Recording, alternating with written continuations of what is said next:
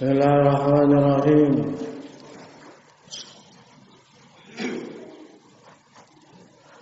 إن الحمد لله نحمده تعالى ونستعينه ونستغفره ونعوذ بالله من شرور أنفسنا ومن سيئات أعمالنا. من يهده الله فلا مضل له ومن يضلل فلا هادي له. أشهد أن لا إله إلا الله وحده لا شريك له وأشهد أن محمدا عبده ورسوله وحبيبه وخليله صلى الله عليه وعلى آله وسلم. يا أيها الذين آمنوا اتقوا الله حق تقاته ولا تموتن إلا وأنتم مسلمون. يا أيها الناس اتقوا ربكم الذي خلقكم من نفس واحدة وخلق منها زوجها وبث منهما رجالا كثيرا ونساء واتقوا الله الذي تساءلون به والأرحام إن الله كان عليكم رقيبا. يا أيها الذين آمنوا اتقوا الله وقولوا قولا سديدا يصلح لكم أعمالكم ويغفر لكم ذنوبكم ومن يطع الله ورسوله فقد فاز فوزا عظيما. أما بعد فإن أصدق الحديث كتاب الله تعالى وخير الهدي هدي محمد صلى الله عليه وعلى آله وسلم وشر الأمور محدثاتها وكل محدثة بدعة وكل بدعة ضلالة وكل ضلالة في النار. أعاذني الله وإياكم من النار. Saudara-saudara kaum muslimin, bapak-bapak yang saya muliakan dan saya hormati, ikhwani fid din, a'azzani wa a'azzakumullah wa barakallahu fikum. Allah subhanahu wa ta'ala berfirman, ya ayyuhan nabiyyu lima tuharrimu ma ahallallahu laka tabtaghi mardata azwajik wallahu ghafurur rahim. Ayat yang mulia, ayat yang singkat dan pendek namun memiliki makna dan faedah yang sangat banyak dan dalam. Maka semoga Allah Subhanahu wa taala memberikan taufik dan hidayah, kekuatan dan pemahaman yang benar di dalam menjelaskan ayat yang pendek namun mulia dan sangat banyak faedah darinya. Allah Subhanahu wa taala mengatakan, wahai Nabi, kenapa engkau mengharamkan sesuatu yang Allah haramkan, sesuatu yang Allah halalkan padamu, demi untuk mendapatkan kesukaan istrimu. Dan Allah Maha Pengampun dan Maha Penyayang. Faedah yang bisa diambil dari ayat tersebut yang pertama, bahwasanya segala yang halal sudah pasti itu halal sampai hari kiamat yang telah Allah halalkan. Tidak akan ada perubahan dari penghalalan sesuatu yang Allah telah halalkan. Siapapun dia, walaupun Nabi sallallahu alaihi wa ala alihi wasallam, apalagi selain beliau, tidak bisa untuk mengharamkan apa yang sudah Allah tetapkan itu halal. Dan begitu pula sebaliknya, apa yang sudah Allah haramkan tidak akan mungkin bisa menjadi halal sampai hari kiamat.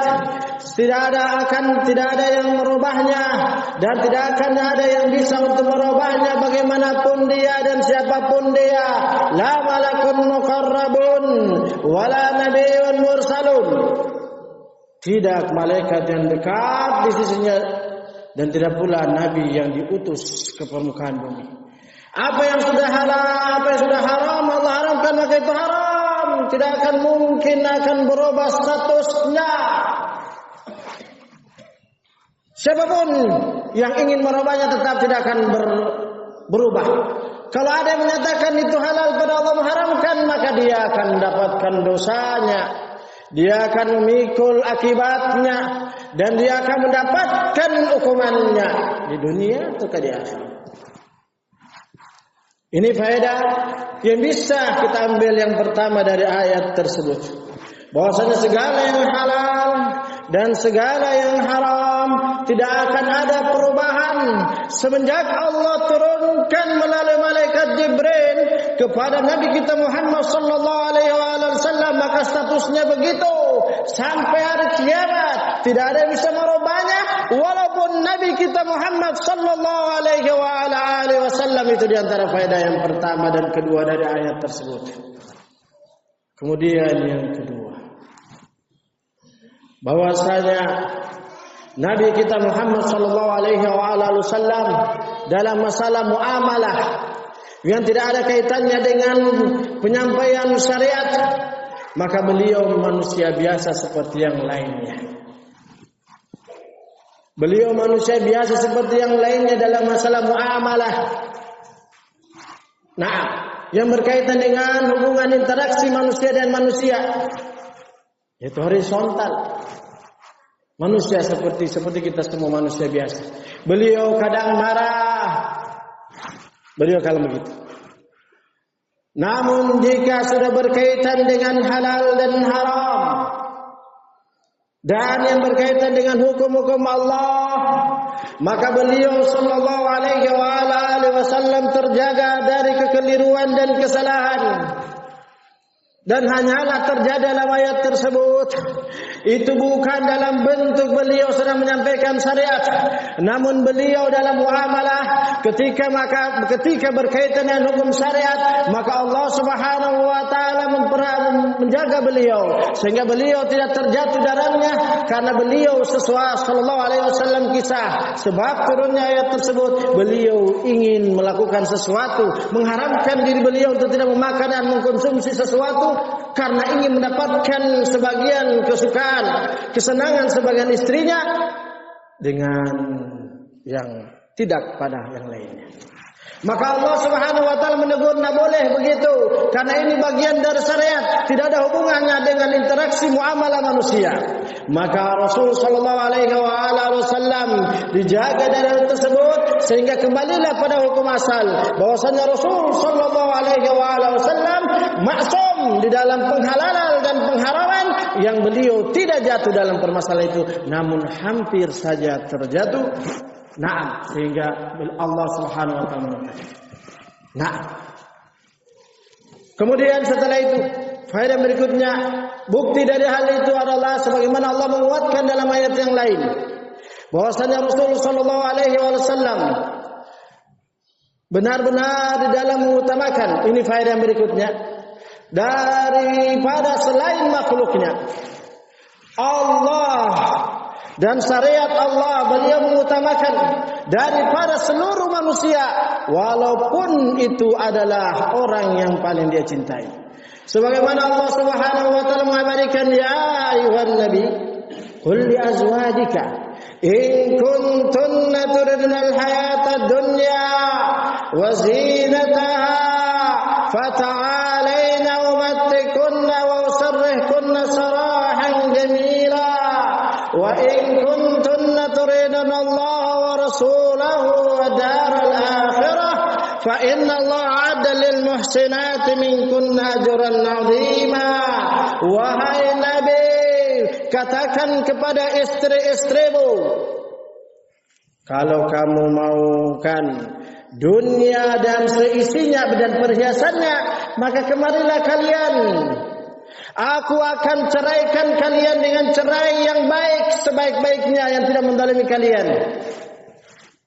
Nah, di sini menunjukkan bahwasanya ketika Allah menegur Rasul sallallahu alaihi wasallam, maka Allah Subhanahu wa taala lebih beliau utamakan, walaupun itu istri beliau, walaupun itu ada sosok yang paling beliau cintai,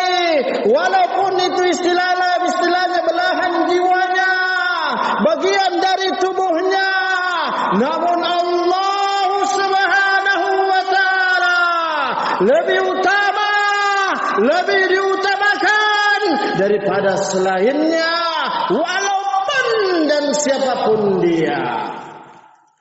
Ini ayatnya.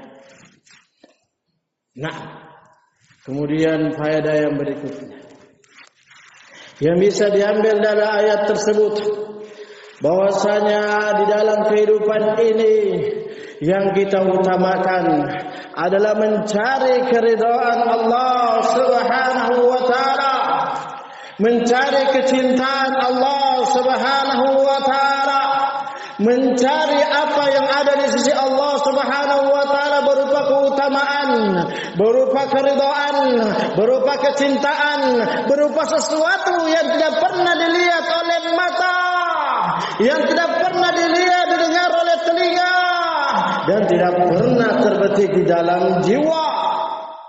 Dan lebih besar dari itu adalah sosok Allah Subhanahu wa taala. Maka mencari keridhaan Allah lebih kita utamakan daripada siapapun dia, walaupun dia orang yang paling kita cintai, orang yang paling kita muliakan, oleh orang yang paling kita hormati, segani, dan apalah namanya semua itu. Ini bentuk kecintaan dan keridhaan dan bentuk kekuatan iman seseorang di sisi Allah Subhanahu wa taala, dan bukti bahwasanya Allah akan meridhoinya dan kelak manusia akan mencintainya, walaupun di awal mulanya dia membencinya, atau manusia tidak menyukainya, atau tidak simpati padanya, atau mungkin antipati pada dirinya. Namun karena Allah Subhanahu wa taala yang lebih utama di sisinya, maka Allah Subhanahu wa taala sebagai penjaminnya. Allah Rasul sallallahu alaihi wasallam bersabda, "Man iltamasa ridallahi bi sakhatin nas, radhiyallahu anhu wa ardan nasu anhu." Barang siapa yang mencari keridhaan Allah demi untuk barang siapa mencari keridhaan Allah namun efeknya menjadikan manusia tidak suka padanya, nas, bukan manusia satu orang, manusia banyak orang. Barang siapa mencari keridhaan Allah namun mendapatkan efek manusia tidak menyukainya, radhiyallahu anhu, Allah Subhanahu wa taala akan meridhoinya, dan kelak wa ardan nasu anhu, dan kelak manusia akan mencintainya, akan meridhoinya, walaupun awal mulanya mereka tidak suka, walaupun manusia walau awal mulanya mereka tidak menyukainya, membencinya, atau memusuhinya. Tapi janji Allah Subhanahu wa taala lebih kita yakin daripada mulut-mulut manusia yang benci itu, demi untuk mendapatkan keridhaan Allah Subhanahu wa taala. Wa man iltamasa sakhatallahi bi ridhan nas, sakhatallahu alaihi wa askhatan nasu anhu. Barang siapa yang mencari keridhaan manusia dan dengan berefek pada mendapatkan kemurkaan Allah, maka Allah akan memurkainya, maka Allah akan memurkainya, dan kelak manusia akan membencinya. Walaupun di awal mulanya manusia membangga-banggakannya, walaupun manusia di awal mula memuji-mujinya, karena dia modelnya pantar cari perhatian di hadapan manusia, pintar untuk mencari pujian manusia, dia pintar untuk bagaimana manusia mendekat pada dirinya. Namun mendapatkan keridhaan Allah, mendapatkan kemurkaan Allah, maka ini akibatnya satu waktu, hari ini, besok, lusa, pekan depan, 1 bulan, 1 tahun, ataukah bertahun-tahun. Yang jelas janji Allah pasti, inna wa'dallahi haqqa. Karena 1 tahun di sisi Allah tidak ada apa-apanya, masih berapa 0,00001 detik. Karena 10 tahun di sisi kita baru 0,001 di sisi Allah. 10 tahun dia akan terbongkar kedoknya. Akan manusia benci pada dirinya. Karena kenapa? Karena 10 tahun yang sebelumnya dia berbuat itu untuk mencari keridhaan manusia. Walaupun aturan Allah ditabrak, walaupun aturan Allah tidak dipedulikan, walaupun keridhaan Allah Subhanahu wa taala dia sepelekan, namun janji Allah pasti. Kemudian faedah yang berikutnya dari ayat tersebut, bahwasanya istri dan termasuk anak pada hakikatnya adalah musuh bagi kita semua. Bagi suami adalah diantara musuhnya adalah anak istrinya. Musuh dalam arti apa? Yaitu musuh yang akan menghalangi dia untuk mendapatkan keridhaan Allah. Musuh yang akan menghalangi dia untuk mencari keridhaan Allah. Musuh yang akan terus menghalangi dirinya untuk bagaimana semangat dan termotivasi terus menerus, siang dan malam, pagi dan sore, untuk mencari keridhaan Allah, untuk mencari ketaatan kepada Allah Subhanahu wa taala. Melalui ayat ini, jangankan manusia biasa, Rasul sallallahu alaihi wasallam, kita tahu dalam ayat ini. Dikuatkan dalam ayat yang lain, Allah Subhanahu wa taala berfirman, "Ya ayyuhalladzina amanu, inna min azwajikum wa auladikum aduwwan lakum fahdharuhum." Wahai orang-orang yang beriman, sesungguhnya di antara istri-istri kalian dan anak-anak kalian ada yang menjadi musuh bagi kalian, maka berhati-hatilah kalian darinya. Itu yang memiliki banyak istri.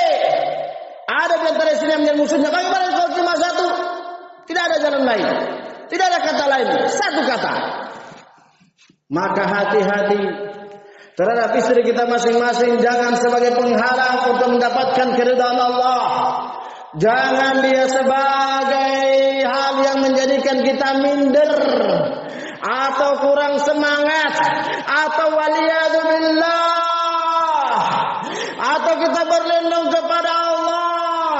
Istri kita sebagai penyemangat untuk melanggar syariat Allah, penyemangat untuk kita berani lancang di dalam melanggar aturan-aturan Allah Subhanahu wa taala. Demi istri kita berani tabrak syariat, demi anak kita berani melakukan yang haram, demi istri kita berani meremehkan kewajiban, demi anak kita berani untuk mengatakan tidak apa-apa, nanti Allah Maha Pengampun. Dalam keadaan maksiat jalan terus. Hati-hati kita semua. Rasul sallallahu alaihi wasallam telah ada contoh pada kita semua. Poin faedah yang berikutnya. Ayat ini sebagai teladan Rasul sallallahu alaihi wasallam kepada kita semua, yaitu bagaimana Rasul sallallahu alaihi wasallam ketika mendapatkan teguran dari Allah Subhanahu wa taala, beliau tidak menunda-nunda di dalam memperbaiki apa yang telah keliru diperbuat, langsung melaksanakan pada saat itu pula, langsung memperbaiki pada saat itu pula, langsung mengamalkan ayat Allah. Wahai istriku, kalau kamu menginginkan dunia dan perhiasannya, mari kemari. Maka faedah yang berikutnya dalam ayat tersebut, yaitu laqad kana lakum fi Rasulillah uswatun hasanatun liman kana yarjullaha wal yawmal akhir. Nah, sungguh-sungguh telah ada teladan pada diri Rasul sallallahu alaihi wasallam bagi kalian, itu bagi kita semua, bagi siapa yang mengharapkan perjumpaan dengan Allah dan hari akhir. Yaitu apa teladan Rasul sallallahu alaihi wasallam dalam ayat ini? Dalam keadaan, yaitu contohnya, yaitu buktinya. Naam, yaitu dalam keadaan Rasul sallallahu alaihi wasallam, Allah Subhanahu wa taala telah mengampuni dosa-dosanya yang telah lewat, yang sekarang dan akan datang. Nah, bersamaan dengan status beliau yang mulia tersebut, ketika beliau keliru dapat teguran dari Allah, langsung pada saat itu tidak menunda, tidak menanti-nanti, tidak mengatakan nanti atau bagi besok, lusa, atau akan berakhir dengan indah dalam keadaan dia belum memperbaiki dirinya. Bagaimana mau berakhir dengan indah kalau kita belum sadar terhadap kesalahan yang kita lakukan, kita tidak bertobat kepada Allah Subhanahu wa taala dengan bentuk perkataan dan bentuk perbuatan. Lihat Rasulullah sallallahu alaihi wasallam. Ketika teguran Allah, kemudian datang perintah Allah, katakan pada istrimu, kalau kamu mau dunia dan perhiasannya kemari. Kalau kamu menginginkan Allah dan negeri akhirat, maka Allah persiapkan bagi kalian. Nah, gitu. Diberi pilihan pada istri, mau pilih mana, ayo. Kemudian faedah yang berikutnya. Dari ayat tersebut bahwasanya orang-orang terdekat saja bisa menjadi bumerang terhadap diri kita untuk melanggar syariat Allah Subhanahu wa taala, apalagi yang tidak memiliki hubungan. Maka semua itu kuncinya ilmu. Orang-orang terdekat saja bisa menggiring kita untuk melanggar syariat Allah Subhanahu wa taala.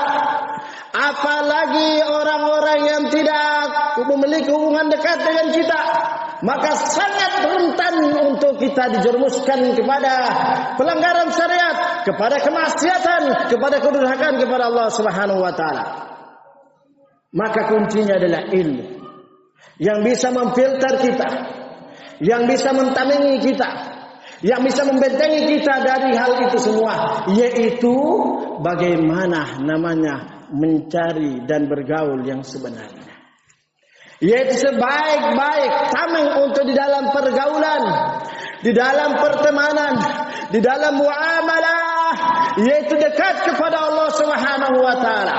Karena semakin dekat seorang hamba kepada Allah Subhanahu wa taala, semakin terjaga dia.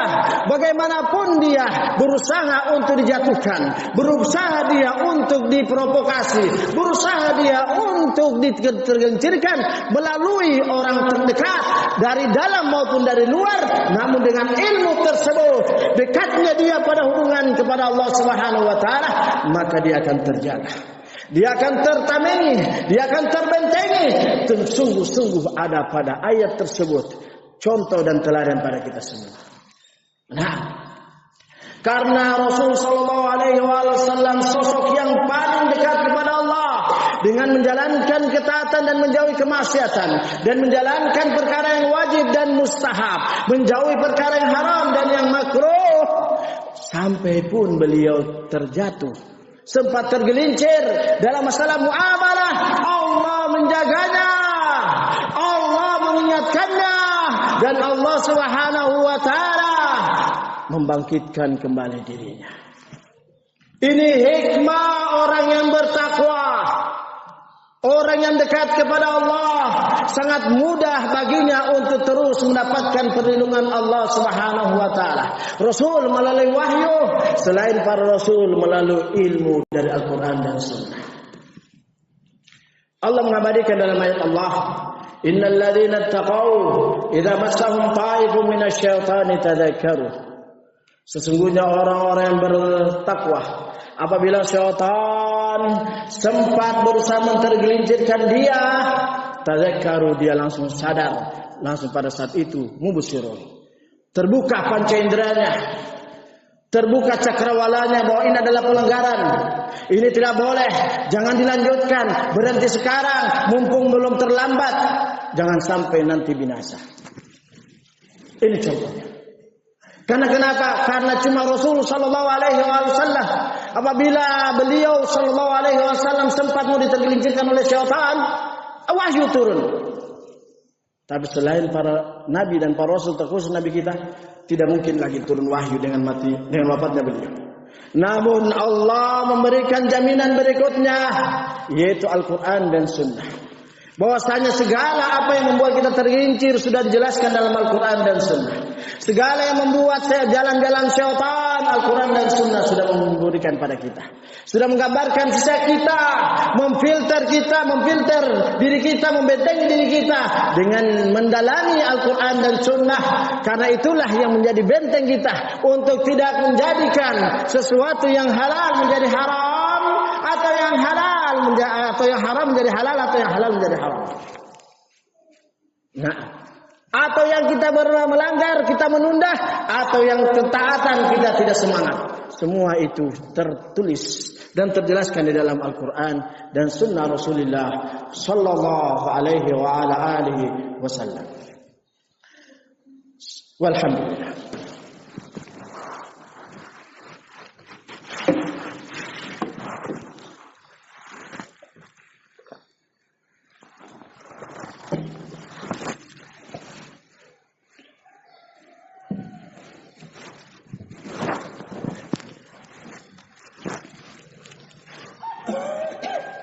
Bismillahirrahmanirrahim. Alhamdulillah wassalatu wassalamu ala Rasulillah wa ala alihi wa sahbihi wa man tabi'ahum bi ihsanin ila yaumiddin. Faedah yang berikutnya dari ayat tersebut yang pendek namun memiliki faedah yang sangat banyak, yaitu Allah Subhanahu wa taala Maha Pengampun dan Maha Penyayang. Kepada siapa pengampunan Allah berikan? Dan kepada siapa yang Allah Subhanahu wa taala berikan sifat sayangnya? Dijelaskan dalam tafsirnya, Allah memberikan pengampunan kepada hambanya yang hamba itu mau meminta ampun padanya. Allah Subhanahu wa taala memberikan ampun kepada siapa yang mau meminta ampun padanya. Allah memberi taubat pada hambanya siapa yang mau bertobat padanya. Adapun hambanya yang tidak mau meminta ampun padanya atau tidak mau bertobat kepadanya dari pelanggaran syariatnya, maka jika dia kafir sampai matinya, Allah tidak akan memastikan dia masuk ke dalam surga 100%. Karena Allah Subhanahu wa taala berfirman, "Innal ladzina kafaru min ahlil kitabi wal musyrikina fi nari jahannama khalidina fiha ulaika hum syarrul bariyah." Sesungguhnya orang-orang kafir dari kalangan ahlul kitab, Yahudi dan Nasrani, dan orang-orang musyrikin, mereka berada di dalam neraka Jahannam, kekal abadi di dalamnya, dan mereka adalah sejelek-jeleknya manusia. Innal ladzina kafaru wa matu wa hum kuffar fala yuqbala taubatuhum. Kata Allah Subhanahu wa taala, sesungguhnya orang-orang yang kafir dan mati dalam kekafiran, maka Allah tidak akan menerima taubatnya. Nah, yaitu jelas dalam tafsir. Orang-orang kafir yang mau bertobat, yaitu mereka bertobat mati dalam keadaan kafir, yaitu kemudian mereka bertobat sudah sakaratul maut. Sudah sakaratul maut, sebentar lagi mati, baru mengatakan mau bertobat, enggak diterima. Nah, walaysat taubatu lil ladzina ya'maluna sayyi'at hatta idza jahadahumul maut qala inni tubtu al-ana walal ladzina yamutuna wa hum kuffar. Bukanlah namanya taubat orang-orang yang melakukan kejelekan, kemudian setelah datang kematian padanya baru mengatakan saya bertobat. Sudah mau mati, sudah sebentar lagi dia mati, baru dia bertobat. Ini bukan namanya tobat, kata Allah Subhanahu wa taala di awal surat An-Nisa. Dan bukan pula namanya tobat dalam keadaan mereka mati dalam keadaan kafir. Maka Allah memberikan taubat kepada siapa yang meminta taubat. Yang benar taubat dalam keadaan pintu taubat belum tertutup baginya. Belum sakaratul maut. Dan jika dia orang kafir, maka Allah tidak akan memberikan taubat padanya. Jika dia mati di atasnya.